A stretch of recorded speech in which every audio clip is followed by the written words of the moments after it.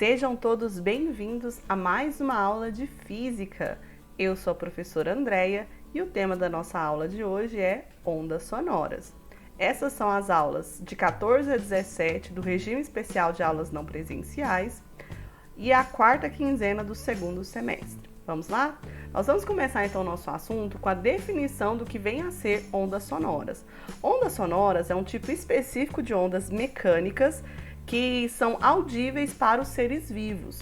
Essas ondas são transmitidas através de vibrações que passam de molécula para molécula. Nós temos vários exemplos de ondas sonoras, como pessoas conversando, os barulhos, os ruídos que nós ouvimos na vida urbana, né, ou na natureza, e também os sons que nós conhecemos como música, né, que podem ser através da voz, através de instrumentos musicais e etc.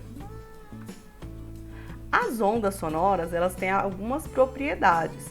Como elas são ondas mecânicas e no ar elas se comportam como longitudinais, essas ondas são passadas de molécula para molécula e com isso essas vibrações chegam até o receptor. Então a fonte emite essa energia de vibração e ela é passada de molécula para molécula até chegar ao seu receptor.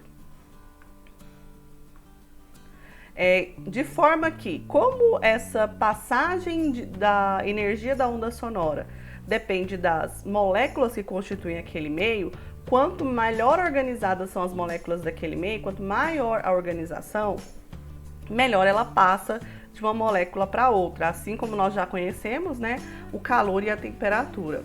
Então, quanto mais organizado são as moléculas de um meio, melhor as ondas sonoras se propagam. De forma que nos sólidos a velocidade da onda vai ser maior do que no líquido, que vai ser maior do que no gasoso. Por quê? O sólido tem uma estrutura fixa, né, mais bem organizada, enquanto que no líquido a estrutura é mais flexível e no gasoso é completamente caótico. Nós sabemos hoje que o som no ar a uma temperatura de 20 graus Celsius tem velocidade média de 300 a 343 metros por segundo ou cerca de 1.225, 24 quilômetros por hora, tá bom? Cada ser vivo ouve então a onda sonora dentro de uma faixa audível, que a gente chama de espectro audível. O ser humano decifra sons que vibram entre 20 e 20 mil Hz, que a gente chama de 20 kHz. Os sons abaixo dos 20 Hz são chamados de infrassons para o ser humano e as ondas mecânicas que têm frequência acima de 20 mil Hz são chamados de ultrassons. Os infrassons e os ultrassons, eles também são detectados por alguns tipos de seres vivos. Então, nós temos aqui que elefantes e toupeiras, né, e alguns outros animais decifram sons na faixa do infrassom. Os cachorros e os gatos decifram alguns tipos de sons de até 40 mil Hz. E nós temos que o morcego e o golfinho também decifram sons a uma frequência de quase 160 mil Hz. Então, cada tipo de animal vai decifrar som numa faixa audível, tá? Para o ser humano, então nós consideramos de 20 a 20 mil Hz. Os infrassons são ondas mecânicas que causam alguns tipos de perturbações no nosso sistema nervoso, tá? E inclusive dor de cabeça, irritação e enjoos. E tem algumas aí teorias, algumas pseudociências que dizem que os espíritos, os fantasmas também ficam irritados com esses sons nessa faixa audível. E também os ultrassons são utilizados principalmente para fazer o mapeamento dos órgãos internos. Eu vou deixar aqui uma foto para vocês, está na página 174 do livro de vocês, que mostra, né, uma ultrassom tridimensional, onde mostra praticamente como é o bebê dentro da barriga da mãe. O som, ele tem três qualidades principais, que é a altura, o timbre e a intensidade. Nós vamos começar a falar da altura. Apesar do que se parece, a altura do som não tem a ver com o volume, como a gente chama de volume no dia a dia, a intensidade, porque isso é a intensidade do som.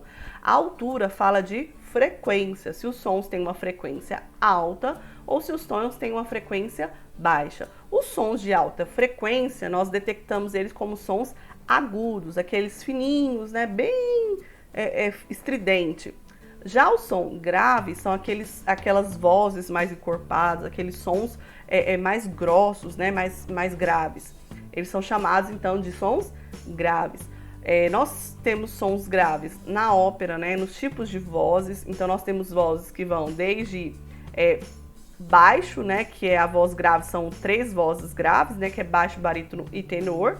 E nós temos as 3 vozes agudas, que é o contralto, o médio soprano e o soprano, que são, o soprano é aquela voz mais fininha da ópera, enquanto que o baixo é aquela voz mais grave, mais encorpada da ópera. As vozes mais agudas tendem a ser vozes mais femininas, enquanto que as vozes mais graves tendem a ser vozes mais masculinas. Tem a ver também, né, o engrossamento das cordas vocais tem a ver também com a puberdade, com a testosterona, com o hormônio produzido pelo corpo masculino, e isso tende a engrossar a voz. Inclusive, na Idade Média, as mulheres, né, não podiam cantar músicas sacras. Então, uma forma de manter apenas homens cantando e fazer as vozes agudas era quando eles chegassem à puberdade, castrassem ele antes que eles desenvolvessem, antes que eles encorpassem a voz. Assim, eles ficariam com a voz aguda para sempre. Outra parte que nós vemos também, a questão da frequência, da altura do som, são nas notas musicais. Vou deixar para vocês um vídeo aqui que se chama Donald no País da Matemática, é um vídeo bem lúdico, onde o Donald fala um pouco sobre as notas musicais, né, de onde elas vieram. Ela tem a ver com Pitágoras, né, com os pitagóricos, que era um grupo que tinha lá na época de Pitágoras, que tinha essa curiosidade ou essa prática, né, de colocar a matemática em tudo. Então, vou deixar aqui para vocês verem, então, o surgimento das notas musicais. Nós sabemos também que a música, quanto mais harmônica uma música quanto mais harmônico um som é para os nossos ouvidos, mais métrica matemática ele tem. Então, a maioria dos músicos tem que ser bons matemáticos para produzir sons agradáveis, né? Mas nós sabemos que o contrário não existe, né? Não necessariamente todo matemático seria um bom músico. Outra qualidade do som é chamado de timbre. O timbre vai diferenciar a origem do som. Então, cada fonte sonora produz um tipo de som diferente. O que diferencia um som de um instrumento para outro, ou de uma pessoa para outra, é o timbre. Ele que vai diferenciar a origem daquele som. Então, a gente vai diferenciar entre voz humana e também os instrumentos musicais. Se é um instrumento de corda, como o piano, né, como o violão, se é um instrumento de sopro, se é um xilofone, se é um tambor, e assim, de percussão, né, e assim por diante.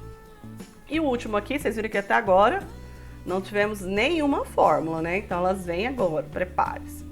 A intensidade sonora, ou a intensidade do som, ela fala sobre essa onda. Qual que é a intensidade da onda sonora? Ela sim vai referir-se a volume, se nós estamos ouvindo alto, se nós estamos ouvindo baixo, né? Que não tem a ver com a altura, que é a frequência, mas a intensidade que vai falar quanto de energia tem aquela onda sonora. Então, se tem energia relacionada, tem então potência. Então, a intensidade do som ela é calculada pela potência, que é o inverso potência sobre área. Um som muito intenso, ele tem uma amplitude alta.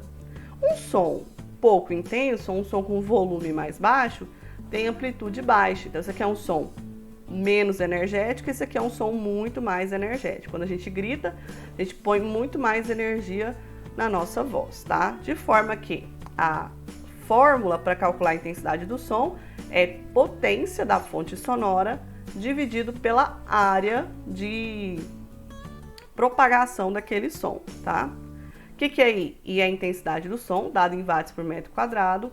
P é a potência da fonte, dada em watts. E A é a área, dado em metros quadrados. E agora nós vamos falar de uma outra grandeza, que se chama nível sonoro. O nível sonoro faz parte da qualidade do som, que é a intensidade sonora. O nível sonoro é a forma como os nossos ouvidos interpretam essa onda sonora, como que ela chega até nós. Como que nós ouvimos, temos a percepção do nível, da intensidade daquele som. No nosso dia a dia, o nível sonoro é aqueles decibéis, né? Que a pessoa fala, tinha uma festa, não sei aonde, estava lá mais de 70 decibéis. Aqueles mais de 70 decibéis é o que a gente chama de nível sonoro. Tenho certeza que em algum momento da sua vida você já ouviu essa palavra decibéis, né? Isso é o nível sonoro audível. A forma de calcular é uma função, é uma expressão logarítmica, tá? Então nós vamos trabalhar log de base 10. Eu acho que a forma que eu vou trabalhar o log aqui é muito fácil de você interpretar, mas se você quiser uma aula só sobre log, depois vocês me falam que eu tento gravar aí uma aula sobre o que é log, né? A função logarítmica, tá? Então, o nível sonoro é igual a log de I, que é a intensidade, sobre I0. Vamos colocar a legenda aqui? Então, beta, isso aqui não é B, é beta. Beta é o nosso nível sonoro, dado em BELs. E a intensidade do som, dado em watts por metro quadrado, que nós vimos na expressão anterior. E I0 é a intensidade mínima audível do som. Essa intensidade mínima audível é a intensidade mínima que os ouvidos humanos conseguem perceber, tá? Que ela equivale ao nosso 0 decibel. Então, ela começa em 10 a menos 12, que é o 0, tá? E o nível sonoro, ele é dado em BEL. BEL é o quê? É a unidade medida no Sistema Internacional de Unidades para nível sonoro. Só que é muito mais comum nós usarmos no dia a dia o decibel. O decibel é 1/10 do BEL, onde 1 BEL equivale a 10 decibéis. Então, se eu quiser calcular e depois transformar BELs para decibéis, eu tenho que multiplicar por 10, tá? No final, eu multiplico por 10.